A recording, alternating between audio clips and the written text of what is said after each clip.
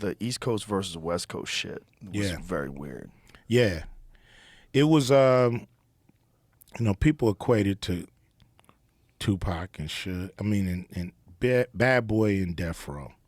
But it was actually bubbling before that. It was, to me, an industry thing in a way. Like, New York had the throne for so long, and here go, well, at least a decade or more. And here comes these West Coast rappers, kind of taking attention away. And so the industry people, it started to bubble up with them that, yo, we're doing real hip hop. They're just doing gangster records, And so that started to kind of get into the artists, That sentiment started to poison the artists. And an artist named Tim Dog did a song called Fuck Compton, like out of nowhere. We was like, damn, we like New York. Why y'all, why he take a shot? And nobody really rebutted him. Like, they kind of let it slide. And then more and more artists start taking shots here and there. And then the thing with Bad Boy and Death Row, it kind of just took it over the top. It just made it, because they were the hottest labels. You had the hottest label on the East Coast battling with the hottest label on the West Coast. So that made that undercurrent of animosity that was growing blow all the way up and look like it was a feud. Mm. Yeah. How did that ever get resolved?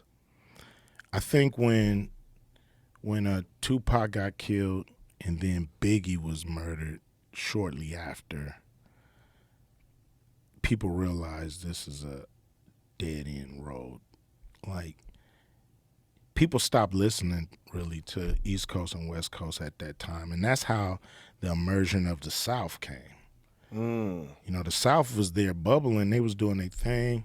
They had groups that was making a dent, but at one point, all the hip hop fans were so fed up with the East Coast West Coast beef that they said, we're just gonna pay attention to what the South is doing. You guys gotta heal your wounds and come back. Mm. And so that's the emergence of the South and, all the groups that came out. Back then, were you touring on the East Coast? Yeah. So what was it like when you were touring on the East Coast in the middle of all that shit? It was always love. Some fans took sides, but most of it was, industry stuff, and they were kind of caught in the middle.